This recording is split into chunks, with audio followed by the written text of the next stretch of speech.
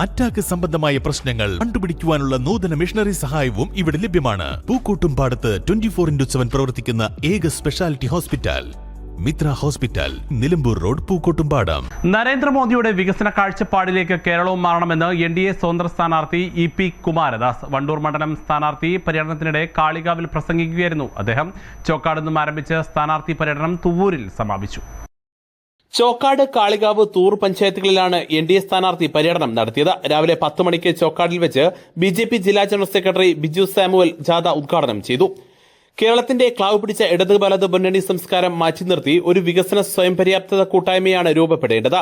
കേരളം വലിയ കടക്കണിയിലാണെന്നും നരേന്ദ്രമോദി രാജ്യത്താകമാനം നടപ്പാക്കി വരുന്ന വികസന തുടർച്ച കേരളത്തിന് ലഭിക്കണമെങ്കിൽ NDA അധികാരത്തിൽ വരണമെന്നും കുമാരദാസ് പറഞ്ഞു. ഈ സർക്കാർ ബാധ്യത വരുത്തി ഇവിടെ ജനിക്കാൻ പോകുന്ന കുട്ടിക്ക് പോലും ലക്ഷക്കണക്കിന് രൂപ ബാധ്യതയുള്ള ഒരു സർക്കാരുകളാണ് ഇവിടെ ഈ രണ്ട് മുന്നണികൾക്ക് നേതൃത്വം കൊടുത്ത് ഉണ്ടായിട്ടുള്ളത്. കേരളത്തിൽ വികസനമുണ്ടാകണം, കേരളത്തിലൊരു സമ്പത്ത് കേരളമുള്ള ഒരു കേരളമുണ്ടാകണം, ഒരു സ്വയം പര്യാപ്തയുള്ള ഒരു കേരളമുണ്ടാകണം. അതാണ് NDA മുന്നോട്ട് വയ്ക്കുന്നത്. NDA സംബന്ധിച്ചിടത്തോളം വളരെ പ്രതീക്ഷയോടെയാണ് കേരളത്തിലെ തിരഞ്ഞെടുപ്പ് രംഗത്ത് ഇറങ്ങിയിരിക്കുന്നത്.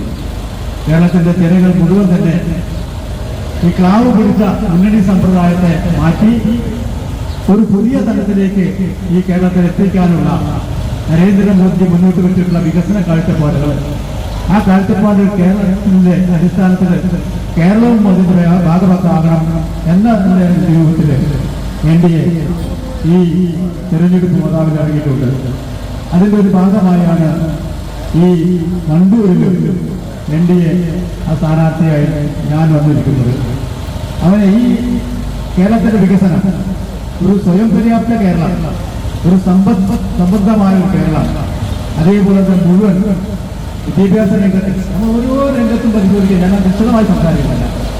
ഓരോ രംഗത്തും നമ്മുടെ കുട്ടികൾ 45,000 കുട്ടികളാണ് ഇവിടെ. കുട്ടികളില്ലാത്തതുകൊണ്ട് 47,000 കുട്ടികളുടെ കുറവ് കാരണം ഒരുപാട് കോളേജുകളിലെ കോഴ്സുകൾ നിർത്തിവെക്കേണ്ടതായി. തൊഴിൽ നേടി ഇവിടെ പ്രൊഫഷണൽ വിദ്യാഭ്യാസം വിവിധ കേന്ദ്രങ്ങളിൽ പര്യടനം പൂർത്തിയാക്കി ജാഥ തുവൂരിൽ സമാപിച്ചു. Advocate C. Sunilkumar, Pramod, V. മനോഹരൻ, CP. Arumukhan, K. Sunil boss തുടങ്ങിയവർ വിവിധ കേന്ദ്രങ്ങളിൽ സംസാരിച്ചു. News bureau, Kalikavu.